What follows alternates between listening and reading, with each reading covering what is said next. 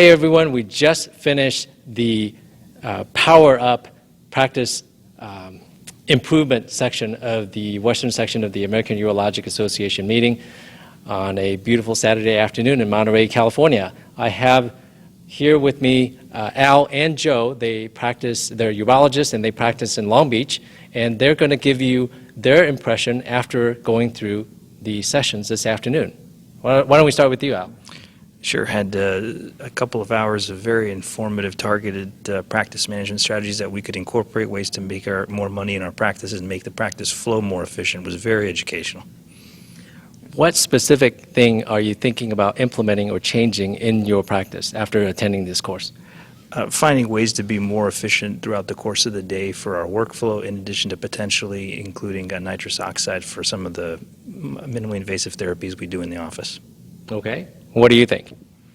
Well, I guess I would say the same thing, but I was, what was most important to me is that, our practice is pretty efficient, but after this session, I thought of a few other modalities that we could add to the office, specifically the nitrous oxide, as well as some exciting ways to make the office a little bit more efficient and see some more patients within the same time frame.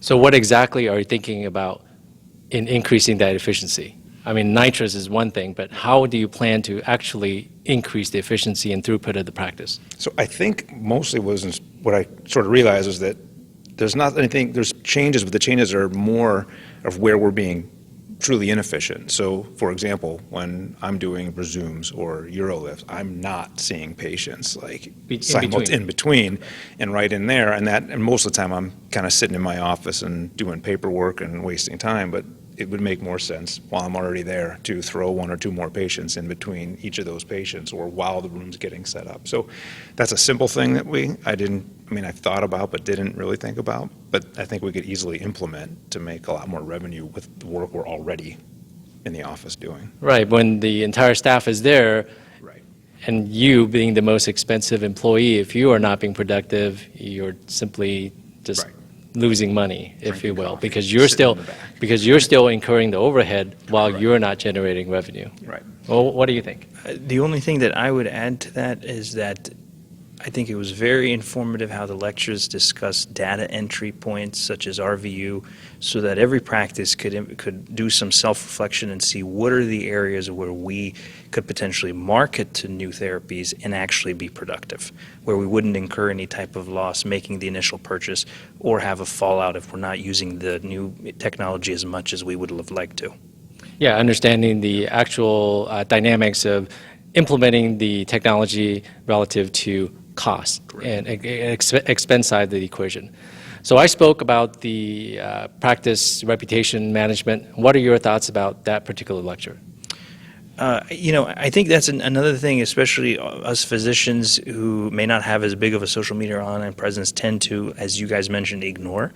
But I think if you're looking to gain patients, as you mentioned, patients talk. There's a lot of referrals that you get, word of mouth, not necessarily through hospitals or through other primary care providers. It's an untapped source. I mean, you guys can get into that market by, like you said, in a very kind way, empathetically responding to these, monitoring them, and looking for other ways to have your presence be positive. In my case, what's interesting is I've actually already had drafted the email with the Yelp and all that, and I just hadn't sent it. And so there's a little bit of, I guess, what's the word I'm looking for? But I'm happy to see that that idea has worked. So it's going to be, much more likely to just go ahead and implement that. Plus, I really appreciate a lot of the book recommendations and stuff that I've already purchased from Amazon while we're sitting in the room. So wait! You're actually online instead of listening to a lecture? That's no, right. I'm just It's called multitasking. We're improving efficiency. Exactly. Listening to. Well, actually, you're acting on something that you just learned, which is even better. Right. There you go. So. Yeah, very good. What will you tell the folks who missed these presentations on this fine Saturday afternoon?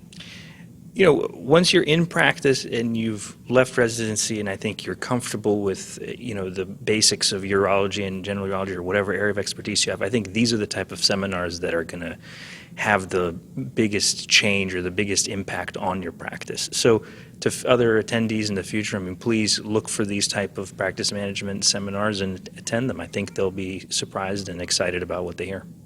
The bottom line is you don't know what you don't know. Like you said, Joe, and also you're afraid to be the first person doing something. Yeah, right. When now that you've seen somebody else do it, you're almost given that permission to actually implement what you already thought. Right, correct. Pretty much. Yeah, the second what he said, residency teaches you how to be a urologist, but not a business owner, and so try and take as many. It's great to go see the rest of the academic stuff, but it's not that big of a deal to come a day early and actually learn something to make your practice more efficient. You guys said something kind of interesting at the end of the presentation. You said about attending this and then the session tomorrow morning. What did you? I think you said something. That you only need to. I don't remember what I said exactly, but I just said, this is, in my mind, kind of the most important things you can learn out of these conferences, and then you can brush up on a few areas of like academic deficiency or learn some new techniques that are out, but most of that stuff's not changing that stuff, but this is changing constantly, and it's really great to get an update. And there are new things on the market all the time that if you're not here, and you may never even know about until it's too late, and then you miss your chance to be that first adopter, like you mentioned. You got it. Yeah. All right, there you go, folks. You've heard it from the attendees. Hope to see you at one of the future seminars. Take care. Bye-bye.